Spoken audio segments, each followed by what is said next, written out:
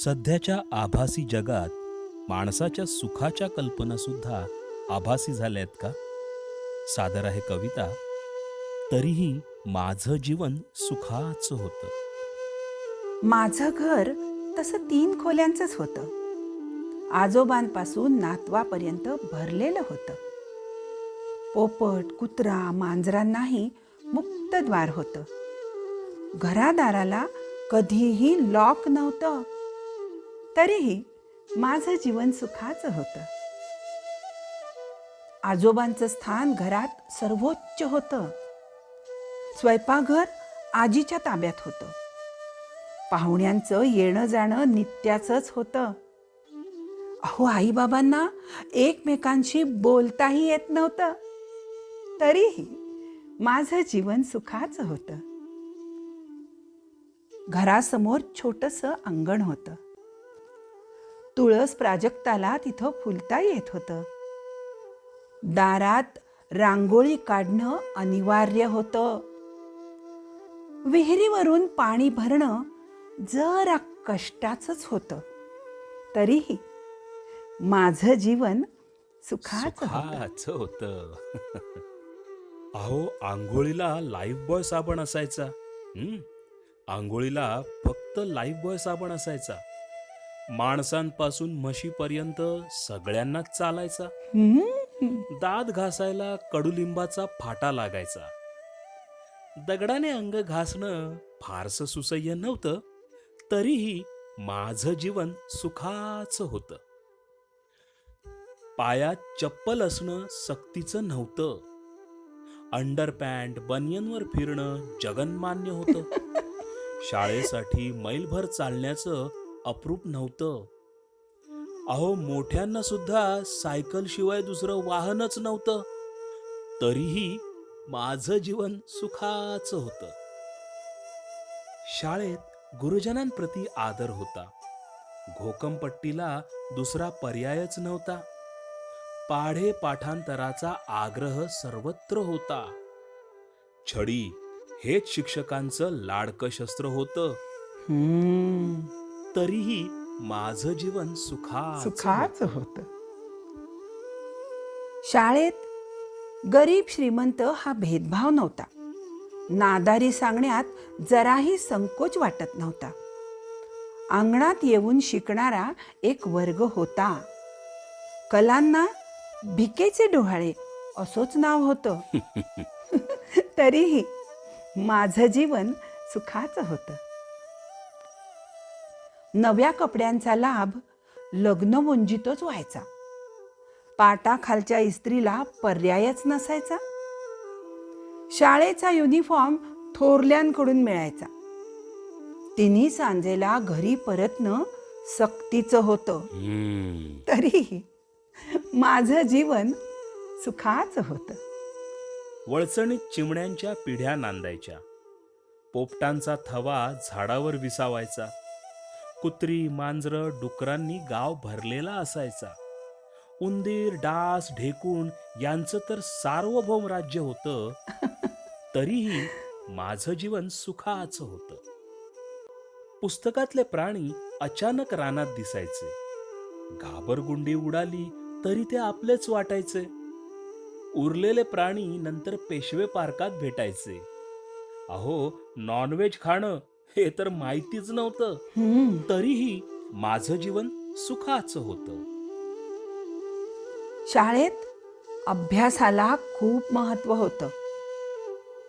नंबरांवर बक्षीस, छड्या यांचं प्रमाण ठरत असायचं. कॉपी, गाईड्स, क्लासेस यांना जराही स्थान नव्हतं. अहो, वशिल्यानं पास होणं माहितीच नव्हतं. तरीही माझं जीवन सुखाचं होतं. गावची जत्रा ही एकमेव करमणूक असायची. चक्री, पाळण्यात फिरण्यात खूप मज्जा यायची. बुढ्ढी के बाल, गाठी शेवेची तोंड लावणी व्हायची. अहो, विमानातला फोटो काढणं जरा चमत्कारिकच होतं. तरीही माझं जीवन सुखाचं होतं. गावाबाहेरचं जग हिरवगार असायचं. सगळ्या नद्यांचं पाणी कसं स्वच्छच असायचं. हम्म. अगदी स्वच्छ. पावसाळ्यात ढगांनी आकाश भरायचं. अहो, प्रदूषण, पर्यावरण वगैरे माहितीच नव्हतं. तरीही माझं जीवन सुखाचं होतं. हुतुतू आट्यापाट्याचा खेळ गल्लीत चालायचा.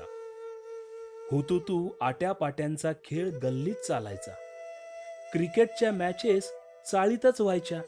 ऐकलं का? हो हो, ऐकते ना. क्रिकेटच्या मॅचेस चाळीतच व्हायच्या. बापू नाडकर्णी, चंदू बोर्डेच्या गोष्टी रंगायच्या.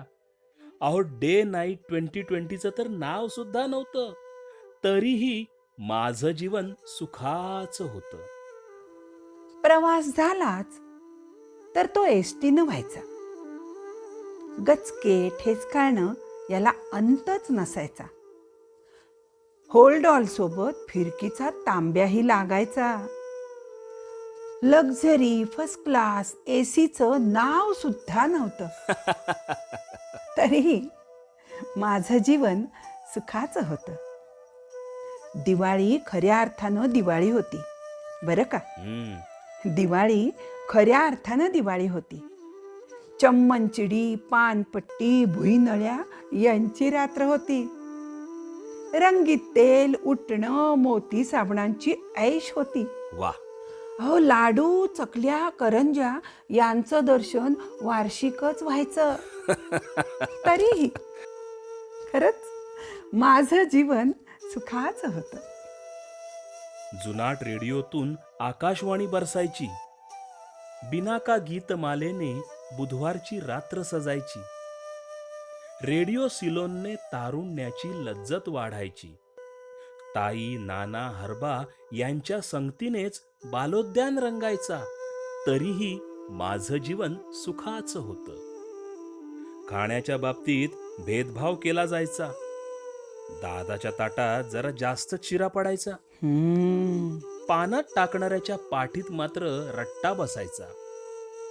हॉटेलात जाणं तर पूर्ण निषिद्ध होतं. तरीही तरीही माझं जीवन सुखाचं होतं. मामाच्या गावाला कधी जाणं येणं होतं. दंगामस्ती करायला नॅशनल परमिट होतं. विहिरीत पोहायला तिथंच मिळत होतं. राखी भाऊबीजेला आईच्या तबकात फारसं काही पडत नव्हतं. तरीही माझं जीवन सुखाचं होतं. घरातले पुरुष करते सवरते असायचे. बायांना दुपारी झोपणं माहितीच नसायचं. पोरा बाळांना गोडधोड सणावारीच मिळायचं. अहो, प्रायव्हसीला तिथं काडीचंही स्थान नव्हतं. तरीही माझं जीवन सुखाचं होतं. हो, पाहुणे रावळे इत्यादींचा घरात राबता असायचा. सख्खा, चुलत, मावस असा भेदभावच नसायचा. अगदी खरं. गाववाल्यांनाही पंक्तीत सन्मान असायचा. पंक्तीत श्लोक म्हणणं मात्र सक्तीचं होतं. तरीही माझं जीवन सुखाचं होतं.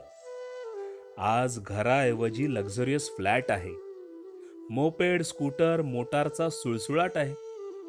टीव्हीवर 100 वाहिन्यांचा दणदणाट आहे. फास्ट फूड, पार्ट्या, ड्रिंक्स यांना अगणित सन्मान आहे.